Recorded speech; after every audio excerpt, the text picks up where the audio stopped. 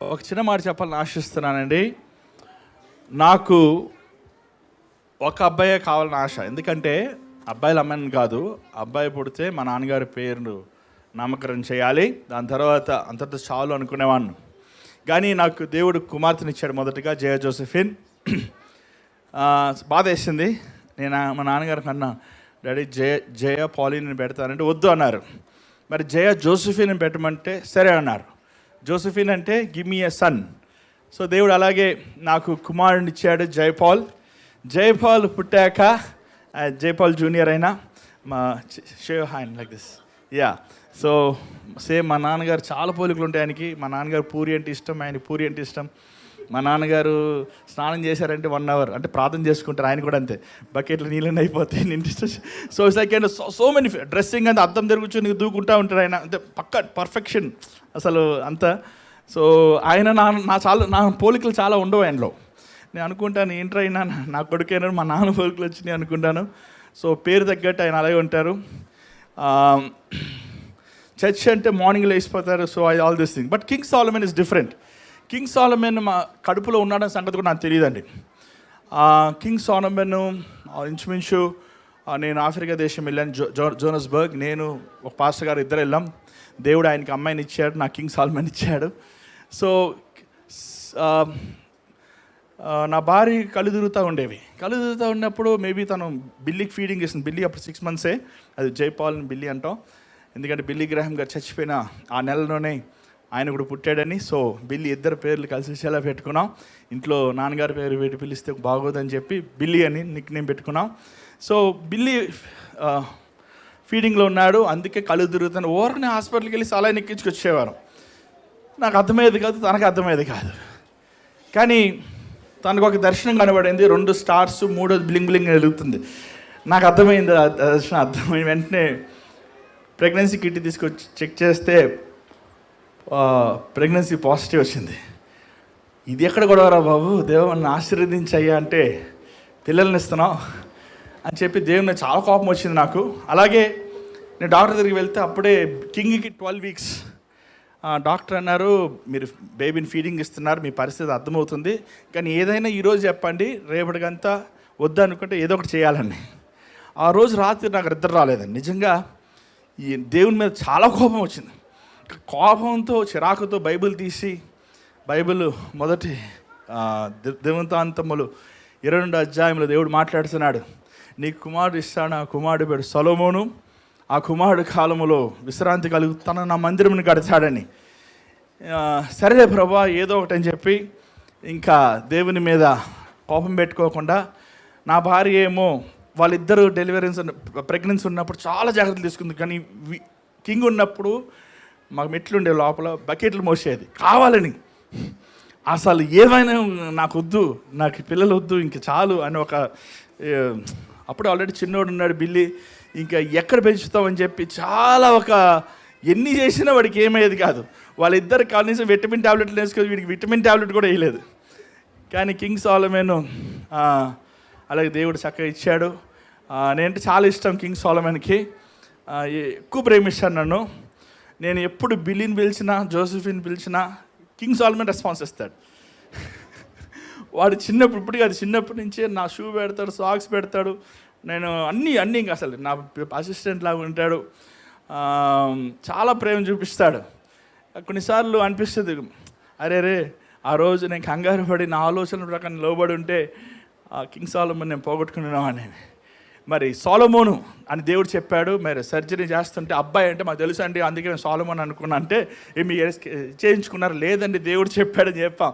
So సొలొమోను అని ఒట్టి బాగోదని చెప్పి కింగ్ సాలమన్ అని పెట్టాం. సాలమన్ రాజు అంటాం కదా తెలుగులో. అది మా తాతగారి పేరు, మా నాన్నగారు, మా అమ్మగారు నాన్నగారి పేరు. సో సాలమన్ రాజు అని కింగ్ సాలమన్ పెట్టాం. సో ఆయనకి అన్ని కింగ్ అనమాట. పాస్పోర్ట్ ఇచ్చినప్పుడు ఆ పాస్పోర్ట్ ఆఫీసర్ అన్నారు, అందరూ పుట్టాక కింగ్ అవుతారు, ఈయన పుట్టుకతోనే కింగ్ అయ్యాడని.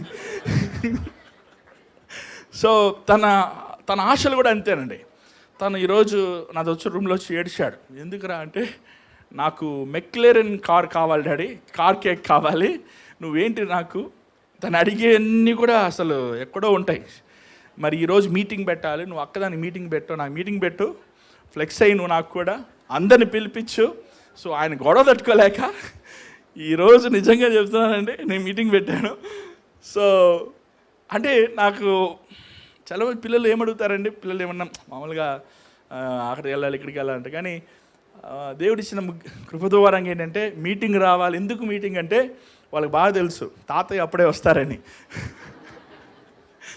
సో ఇంకోటి, తాతయ్య వచ్చారనుకోండి, తాతయ్య అయితే అన్ని బొమ్మలు కొనిస్తారు, తాతయ్య అయితే ఏమడిగినా మమ్మల్ని ఏమంటారు, డాడీ అంటే అన్నిటికీ డిసిప్లైన్ చేస్తారు అని.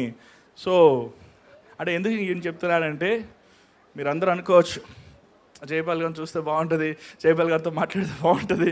మేము కూడా అలాగే అనుకుంటున్నాం, మేము కూడా అదే పరిస్థితి. కానీ దేవుని పరిచర్యలో వారు ముమ్మరమ్మగా తిరుగుతున్నారు. దేవుని సేవలో మరి బిడ్డలు, మనవలు, మనవరాలను కాకుండా వారు రాత్రి ప్రగలు ప్రభు సేవలో ఉన్నారు. మరి అలాగనే ఇది చాలా చాలా పెద్ద బాధ్యత అండి. ఎందుకంటే అండి, చాలామంది మమ్మల్ని చూసినప్పుడు జయపాల్ గారి పిల్లలని ఒక మార్క్ పెడతారు. నేను అనుకుంటా మనసులో, మా నాన్నగారికి 54 సంవత్సరాల ట్రైనింగ్ ఉంది, మేము బచ్చాగాళ్ళు మాకేం ట్రైనింగ్ ఉంది. ఏమండి, ఆయన వేసిన ఆ గీత ఇప్పుడున్న ప్రస్తుత సేవకుల్లో ఇన్ని సంవత్సరాలు ఒక మంచి సాక్ష్యం కలిగి జీవించిన సేవకుల్లో కొద్దిమంది అని చెప్పచ్చు. మరి ఆ స్టాండర్డ్ మనం మెయింటైన్ చేయాలి, ఆ మంచి పేరు మనం సంపాదించాలి. ఇప్పుడు ఈ మా పిల్లలకు కూడా అదే బాధ్యత.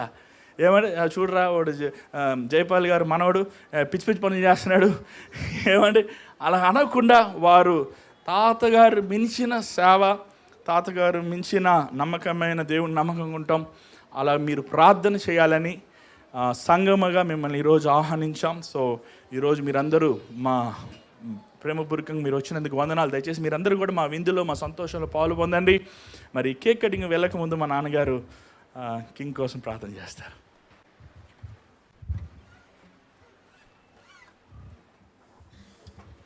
కింగ్ ప్రభా, నీకు వందనాలు తండ్రి. కింగ్ సౌలమన్ బట్టి నేను స్తుతిస్తున్నాము. ఎలాగో నీవు తల్లి గర్భంలో ఉన్నప్పుడే బిడ్డను ఎరుగుదువు, నీవు వాగ్దానం ఇచ్చున్నావు. తల్లిదండ్రులు ఎక్స్పెక్ట్ చేయకపోయినా నీ అనాది సంకల్పము చొప్పున ఈ కుమారుని పిండముగా ఉన్నప్పుడే నీవు చూచావయ్యా, నీవు కాపాడావయ్యా, సుఖప్రసూతినిచ్చావయ్యా. గత 6 సంవత్సరాలు ఈ బిడ్డకు కంటికి పాపలాగా కాపాడి అనవసరమైన రోగాలు, బలహీనతలు, యాక్సిడెంట్లు, కీడులు జరగకుండా మంచి ఆరోగ్యంలో, తెలివిలో, జ్ఞానంలో, మంచి అవగాహనలో, దైవ దీవెనలతో ఈ బిడ్డ పెరుగుటకు నీవు కృప చూపించినందుకే ఈ వందనములు.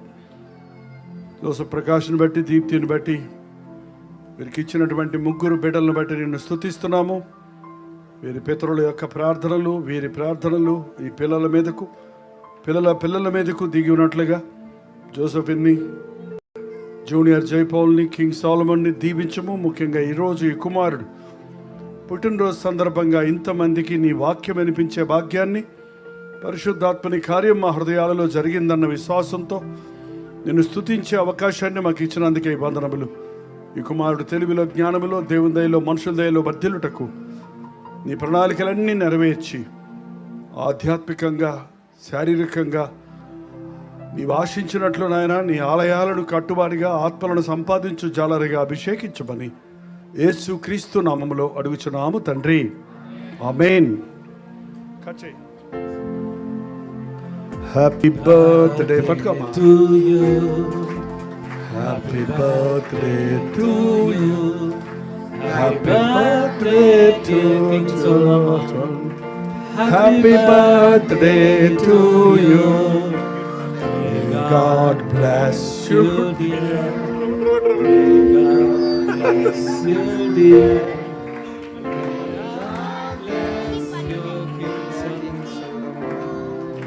Happy birthday.